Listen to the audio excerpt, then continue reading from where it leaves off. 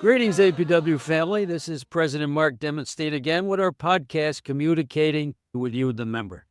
Thanks so much for tuning in. And before we get started, I want to remind all of you that you can download the podcast on all streaming services, including YouTube, Apple Podcasts, Spotify, or wherever you choose to listen to podcasts. So I want to start this podcast up by wishing everybody a 250th anniversary. And what I mean by that, this is the 250th year of the founding of the U.S. Post Office, 1 year older than the country. So we are now approximately the 12th generation postal workers. Kind of amazing, folks. And the folks before us had to plow a lot of fields that we now are the recipients of their efforts. Building unions, to fight for safer workplaces, of course, the historic 1970 Great Postal Strike that led and created the conditions for the kind of wages and benefits that we have today. So we should be very proud of carrying forward this history, what it's meant to the people of the country. I grew up near the Boston Post Road. I grew up north of New York City, and I never knew as a kid that that was a product, a creation of the post office and the ability to move mail, to move newspapers, the exchange of ideas. That was so much of a fundamental part of the creation of the Postal Service itself, and is still part of what we do today, and we're proud to do. So you should be very proud of your work, despite the problems and the hurdles that management puts in our path, whether it's short staffing, whether it's toxic work environments, whether it's service that's not up to par. But we're proud of what we do. We're proud to continue to serve the American people. And that it's a tragic irony, folks, that at this time of this 250th anniversary, we are, meaning the Public Postal Service, our union and the postal workers, are under probably the biggest threat we've ever been under in modern times, where these billionaires running the country really do want to privatize, which means take it over, take it out of the public domain, take it away from the people of the country, and turn it into a profit-making machine for private companies like FedEx or UPS or Amazon or DHL. And, of course, the banks cheer this on. They're Wall Street. They want the hands on the billions of dollars that belongs to the people. The post office takes in somewhere north of $80 billion a year, no taxpayer money. It all comes from the people, and it's supposed to be turned back to the people in universal service, no matter where we live, no matter who we are, in reasonable rates, in uniform rates. So we are in a deep struggle. And, of course, the more they can privatize the post office, the more of a threat it is to our jobs, to our wages and benefits, and to the American Postal Workers Union that we're all proud to be a part of. So, in light of this 250th anniversary, we've launched a campaign called our Proclamations Campaign. And what we're doing is between now and the end of the year, we're asking all of you, wherever you live, wherever you work, whatever locals you're in, whatever state organizations you're in, to reach out to your local government entities, whether it's a city council, the mayor's office, town selectmen and women. Some states have county commissions like I did in North Carolina. And to work with the local representatives that most of us know. Most of us have connections. Many of us have put up yard signs for our city council, given a little money, worked the polls, had people at our union picnics that are elected reps. We had those connections. And we're asking that you use those to get official actions. And I emphasize that because I can call up, I was very friendly with one of the mayors in Greensboro. I could call him up, hey, hello, Mayor, can you send us a nice greeting? That's not what we're talking about here. We're talking about an official act of the government that then becomes part of the record. We bring people to meetings, and this takes a little work ahead of time. This is not like going to a union meeting where you can raise your hand and make a motion. You have to make sure that you've worked with the mayor's office or the city councilors. They know what's coming, and you can bring people to the meeting. You can have people speak about what they do. You can bring some community organizations. You can bring the small business community. You can bring the veteran community and talk about how important the post office is to the people. And so we have a sample resolution. You can go to apwu.org/proclamations. There's a sample resolution. There's some talking points on how to get this done. We have a person who's coordinating this at our headquarters level, monitoring that with the email.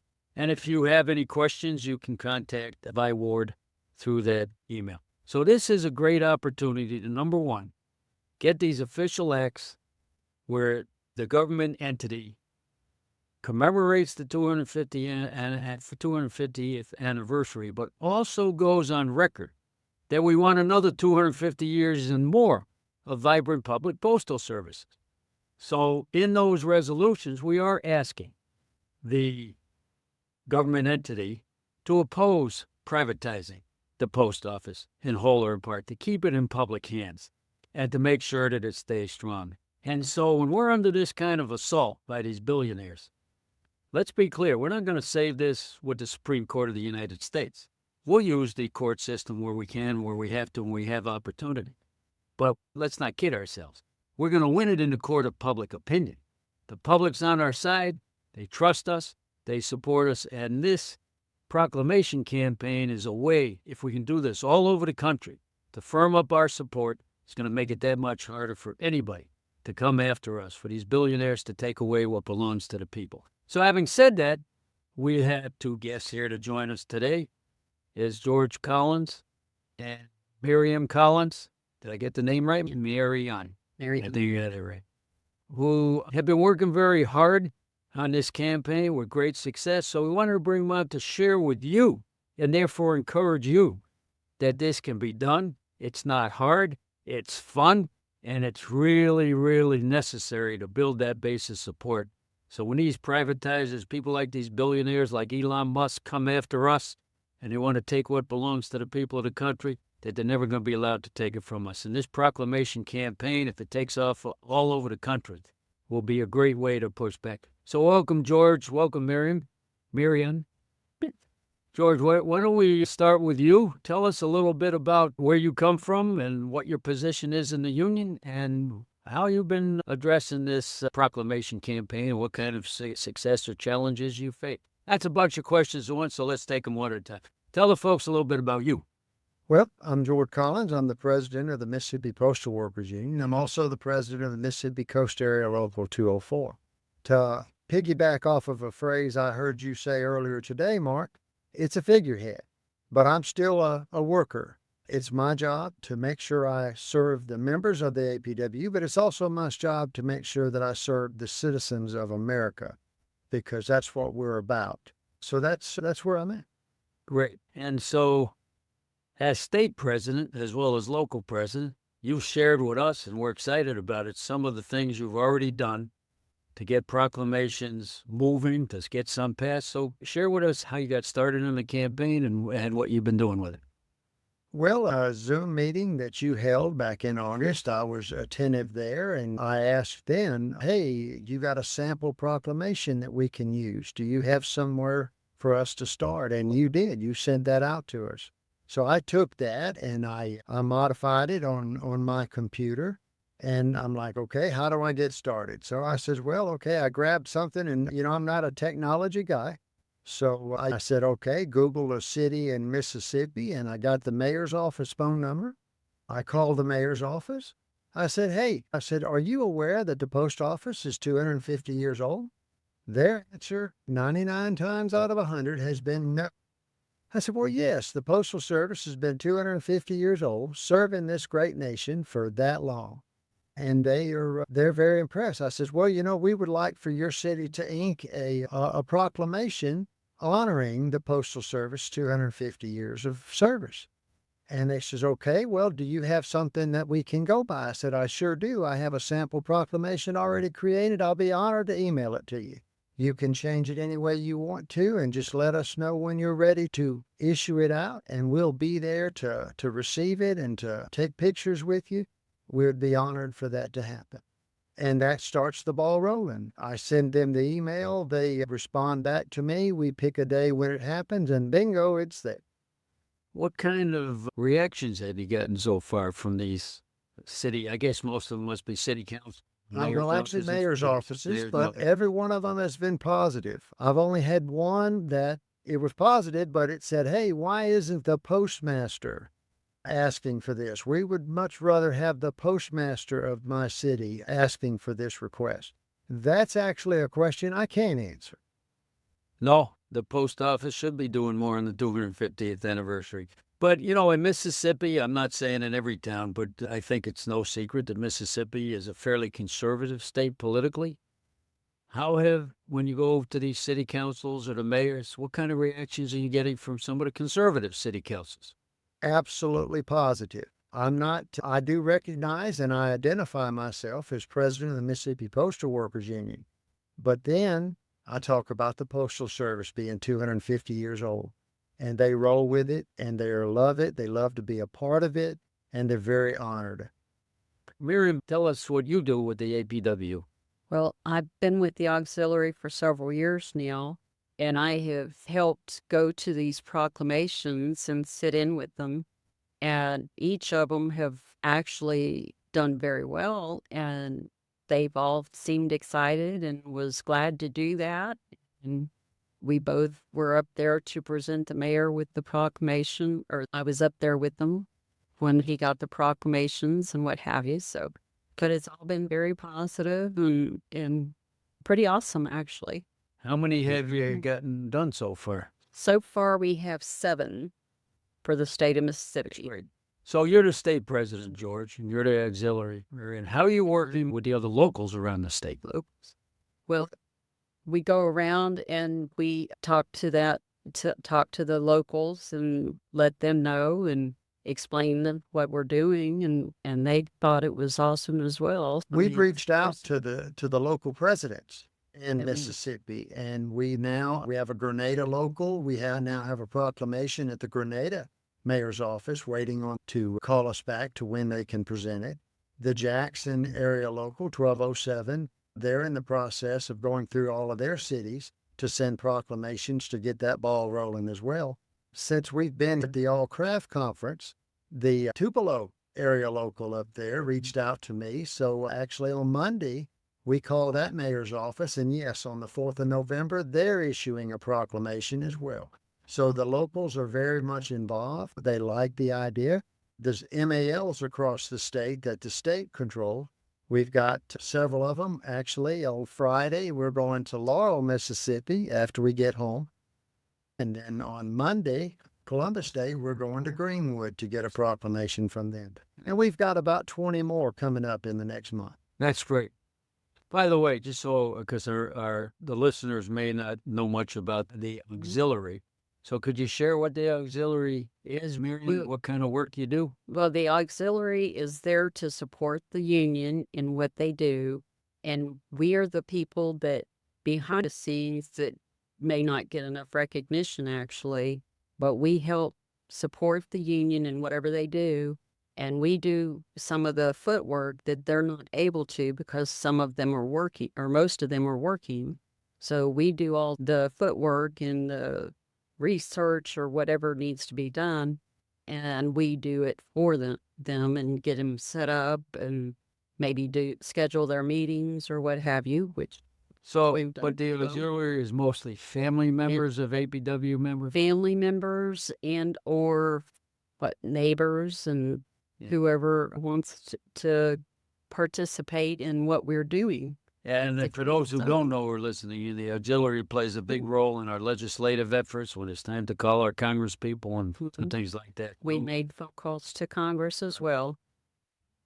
I wanted to emphasize something that Brother George said, and that is it's a sample. So you may want to tweak it yourselves. The city council may want to tweak it.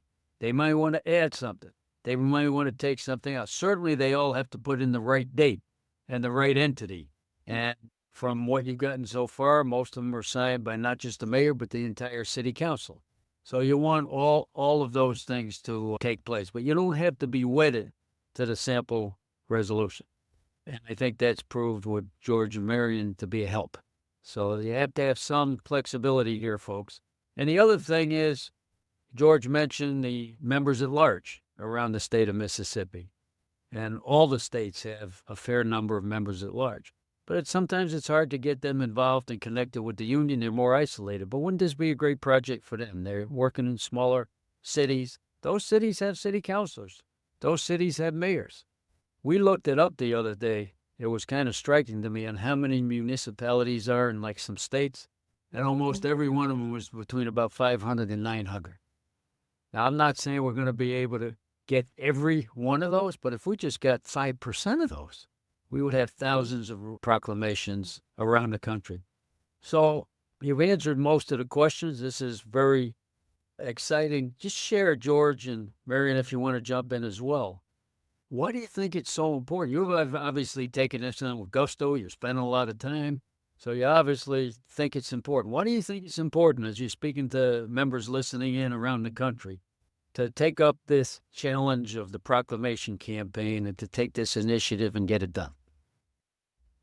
Well, the one thing we're finding out is that the American public does not know that the Postal Service has been around for 250 years. That's a little scary. So this is a way to get that done, because these cities that are issuing these proclamations are putting it on their Facebook page, putting it on their websites. Even the city of Biloxi put it in their monthly newsletter that went to every citizen in Biloxi, Mississippi. It's identifying it to them, so it's waking them up.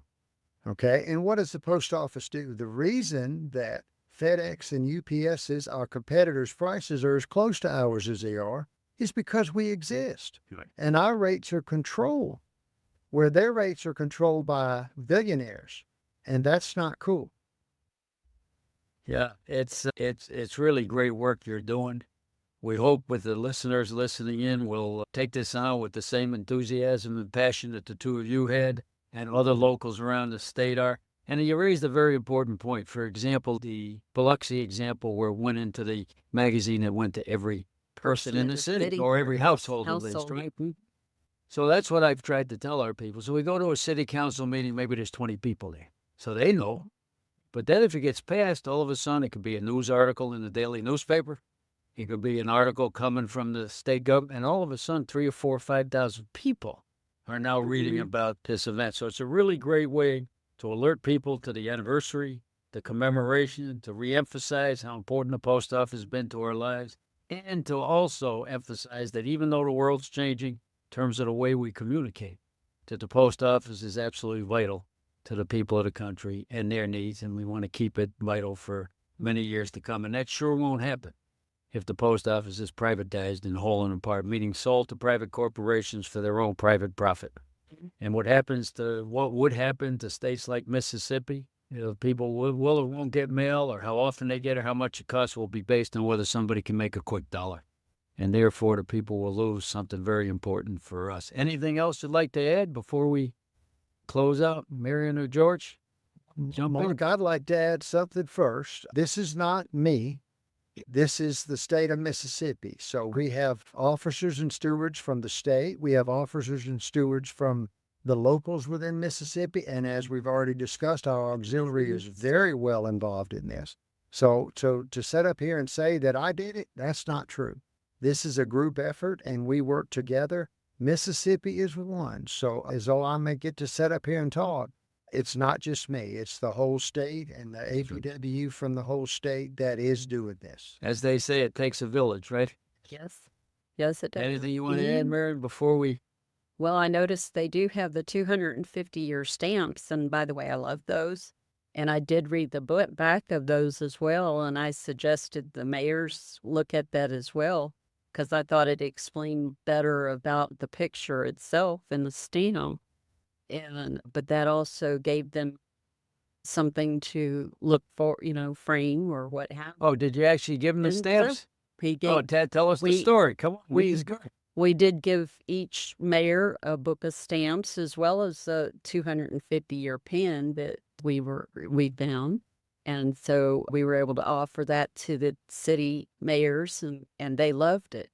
They thought that was nice. Great. That's a really good idea, too. And we did that at the council meetings. We also, after we were presenting the mayor with a book of stamps, we advertised to the people, the members that were at the council meeting, hey, you can go to your nearest post office and get a book of these 250-year-old stamps as well. So we are, and it is about the Postal Service. That's revenue for the Postal Service because they are pretty cool stamps.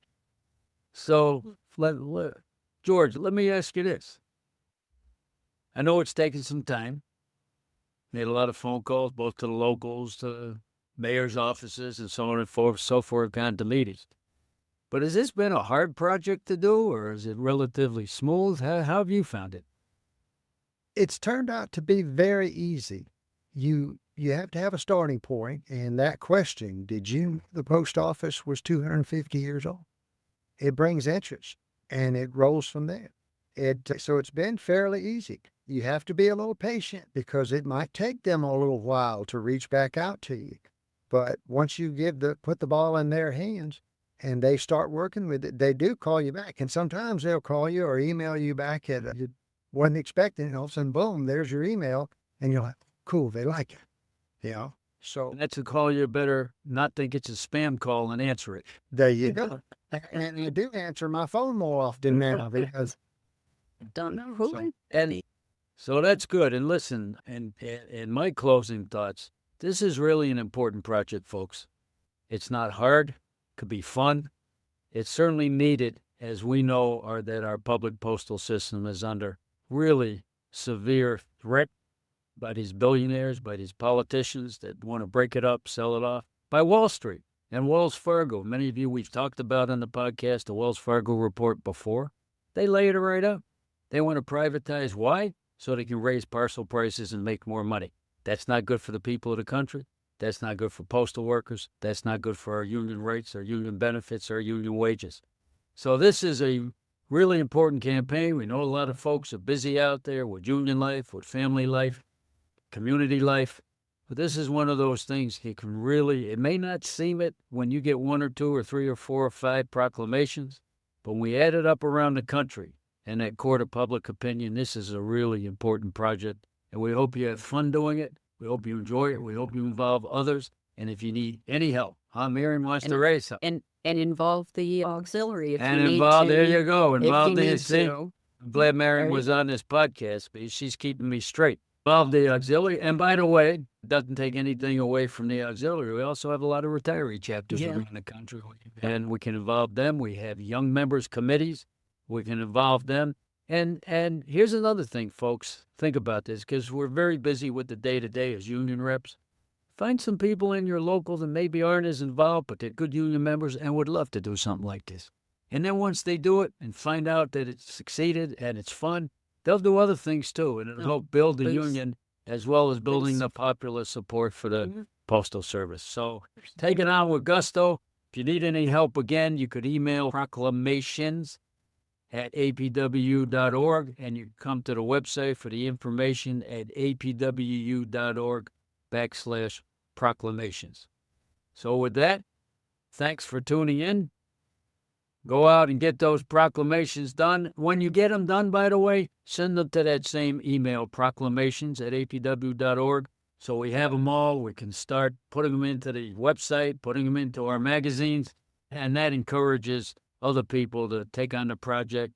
And this is something that'll help drive us forward because I think we're all united. We want a thriving, growing, robust public postal service for generations to come, and this is a good way to help get there. Thanks all for listening.